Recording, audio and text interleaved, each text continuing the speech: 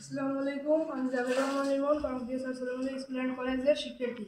আজকে আমরা একটি পরীক্ষা করতে যাবো। পরীক্ষাটি হচ্ছে আমিষের উপস্থিতি নির্ণয়। এর জন্য আমাদের অনেকগুলো উপকরণের প্রয়োজন হবে, যেমন ডিমের সাদা অংশ, তারপর তারপর কপার সালফেট, তারপর সোডিয়াম হাইড্রোক্সাইড, একটি টেস্ট টিউব এবং একটি ড্রপার। প্রথমে আমরা একটি ড্রপার নিয়ে তাতে ডিমের সাদা অংশ কিছু পরিমাণ দিতে হবে।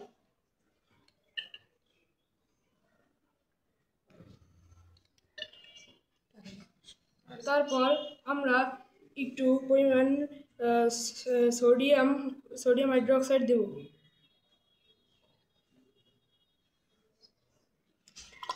তারপর কপার সালফেট দিতে হবে।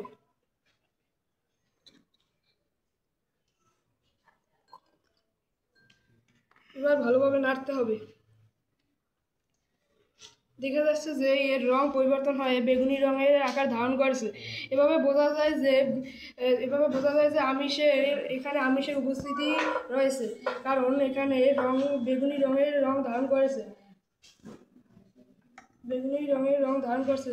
এবং আমিষের যদি বেগুনি রঙের রং ধারণ করে তাহলে বোঝা যাবে এখানে আমিষের উপস্থিতি রয়েছে। ধন্যবাদ সকলকে।